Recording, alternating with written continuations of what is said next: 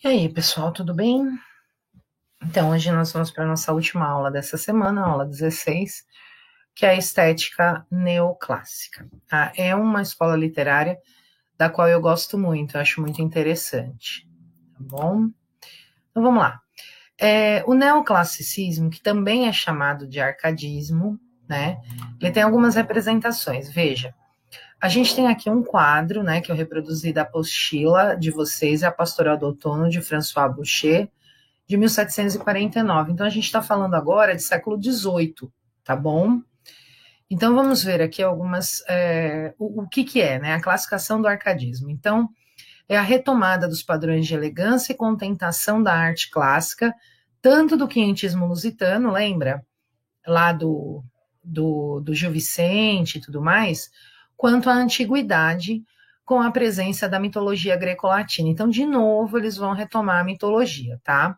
Esse período literário também ficou conhecido como arcadismo, que é o que vocês vão mais encontrar em relação à literatura, ou setecentismo, tá? Apesar de ser do século XVIII, né, ele era chamado de setecentismo, não sei por quê, talvez porque 1700, enfim. Tá, então, vamos ver qual é a análise que a apostila faz deste quadro. Ó. O quadro de François Boucher apresenta uma cena típica da arte do século XVIII, em meio ao ambiente bucólico. O que é bucólico, gente? É o campo, tá? É o campo. Com uma fonte, ovelhas e um bosque, um jovem casal entrega-se ao jogo amoroso, sendo observado por um pequeno pastor. Então, aqui estão, né? Aqui está o casal, né? E as ovelhinhas, né? E tudo mais, e o pequeno pastor aqui, tá bom? Eles estão descalços, o que pode ser associado a uma vida sem luxos nem ostentação. Então, eles privavam pelo minimalismo, tá, gente? Aquilo que é necessário só, tá? A cena é simples, calma e alegre.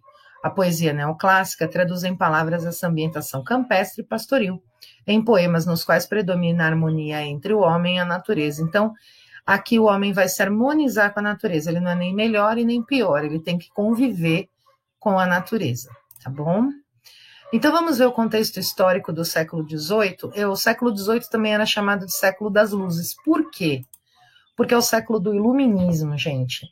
O iluminismo é um movimento filosófico que considera a razão guia de todos os campos da experiência humana. Então, quer dizer, a religiosidade aqui não vai acontecer, tá? A não ser que seja alguma coisa a respeito da mitologia greco-romana, tá? Mas Deus mesmo não vai aparecer aqui, né?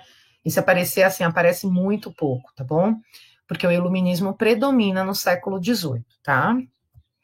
Bom, características do arcadismo. Vamos lá. Ambientação bucólica, que é o campo, tá?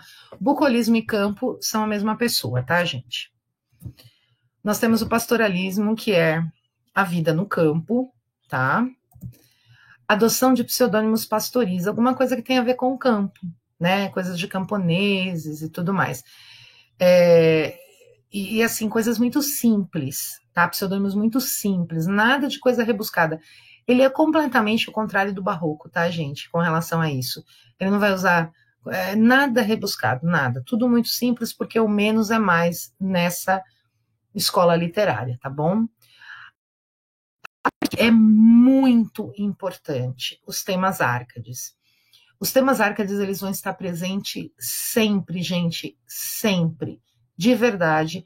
Vocês precisam, sei lá, decorar, escrever um mantra, colocar no quarto, na porta da geladeira, na porta do armário, onde vocês acharem que vocês devem colocar, vocês precisam colocar os temas árcades, tá? Porque isso é importantíssimo, tá bom? Bom, aí a gente tem o primeiro, que é o Carpe Diem. A apostila, ela coloca como colhe o dia, mas na verdade seria aproveite o dia, tá? Aproveitar o tempo presente sem pensar no amanhã, porque a morte é certa. Então vamos aproveitar o hoje, tá? Inutilia truncati, que é cortar o inútil, que expressa a ideia de que não é preciso muita coisa para ser feliz. Essa tópica é contrária ao ornamentalismo barroco. Lembra que eu falei que eles vão ser completamente o contrário? Então, inutilia truncati, vamos cortar o inútil e vamos ter só aquilo que é essencial para a gente, tá? Áurea mediocritas ou mediocritas, tanto faz, tá? Mas a pronúncia latina é mediocritas, que é o equilíbrio de ouro. Elogio a vida simples, sem luxos nem privações. Então, assim, eu vou ter o que eu preciso. Eu não vou passar necessidade, mas também eu não vou ter mais do que eu preciso, tá? Fugere urben, que é a fuga da cidade, né? Então, a vida urbana é associada à ostentação e à vaidade. Como eles estavam cortando tudo isso, o campo, por sua vez, é associado a valores positivos como a liberdade, a alegria e a verdade. Então, eles vão valorizar absurdamente o campo e desvalorizar a vida urbana, tá? E o locus amoenos, que é o último tema Árcade, que é o lugar agradável, a valorização dos cenários bucólicos e primaveris, quer dizer, o campo, né, a natureza é idealizada como um espaço de beleza e de primavera eternas. Então, o campo é o mais importante aqui. Observem que todos os temas Árcades, eles são em latim, tá? Então, assim, é óbvio que a língua latina ainda tinha muita importância nessa época, tá bom? Então, gente, de verdade, esses 5 temas Árcades são a coisa mais importante dessa aula, tá? Vocês precisam colocar isso na cabeça, vocês precisam decorar, vocês precisam entender, vocês precisam trazer para a vida isso, faz mantra disso, tá bom? E agora vocês vão fazer os exercícios da apostila que eu coloquei no Maestro, tá? E bom trabalho a todos, até a próxima aula.